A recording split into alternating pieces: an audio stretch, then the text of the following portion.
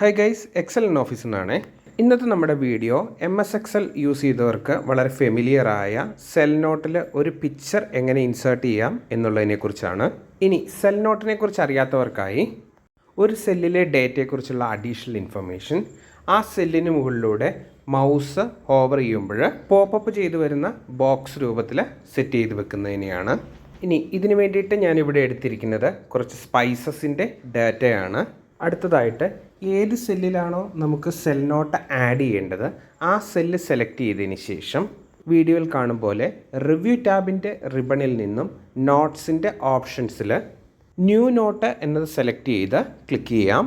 അപ്പോൾ അപ്പിയർ ചെയ്യുന്ന നോട്ട്സിൻ്റെ ബോക്സിൽ നിന്നും ആവശ്യമെങ്കിൽ ഓതർ ഡീറ്റെയിൽസ് ഡിലീറ്റ് ചെയ്യാവുന്നതാണ്.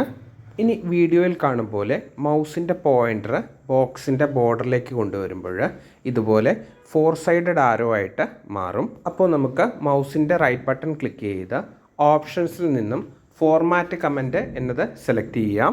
തുടർന്ന് അപ്പിയർ ചെയ്യുന്ന ഫോർമാറ്റ് കമൻറ്റ് ഡയലോഗ് ബോക്സിൻ്റെ വിവിധ ടാബുകളിൽ നിന്നും കളേഴ്സ് ആൻഡ് ലൈൻസ് എന്ന ടാബ് സെലക്ട് ചെയ്യുക.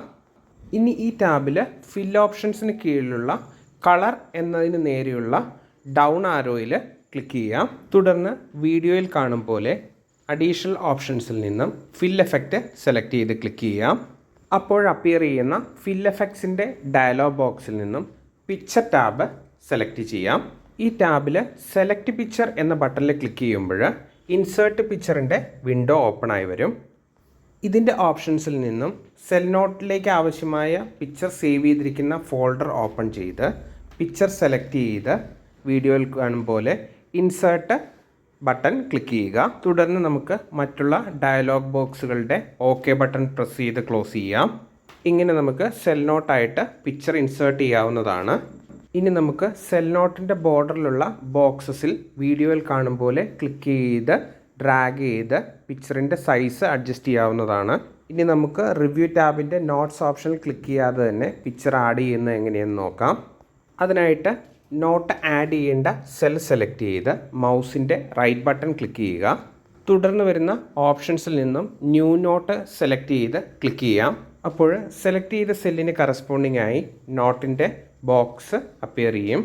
ഇനി നേരത്തെ പറഞ്ഞ പോലെ തന്നെ നോട്ടിൽ നിന്നും ഓതർ ഇൻഫർമേഷൻ മാറ്റുകയും പിക്ചർ ഇൻസേർട്ട് ചെയ്യുകയും ചെയ്യാം. ഇങ്ങനെ നമ്മൾ തയ്യാറാക്കുന്ന എക്സൽ ഡേറ്റ മറ്റുള്ളവർക്ക് കൂടുതൽ വ്യക്തമായി മനസ്സിലാക്കുന്നതിനായി സെൽ നോട്ടായിട്ട് ഡേറ്റയ്ക്ക് പുറമെ പിക്ചർ കൂടി ആഡ് ചെയ്യാവുന്നതാണ്. ഈ വീഡിയോ നിങ്ങൾക്ക് ഉപകാരപ്രദമായി എന്ന് തോന്നുകയാണെങ്കിൽ ലൈക്ക് ചെയ്യാനും ഷെയർ ചെയ്യാനും ചാനൽ സബ്സ്ക്രൈബ് ചെയ്യാനും മറക്കരുത്.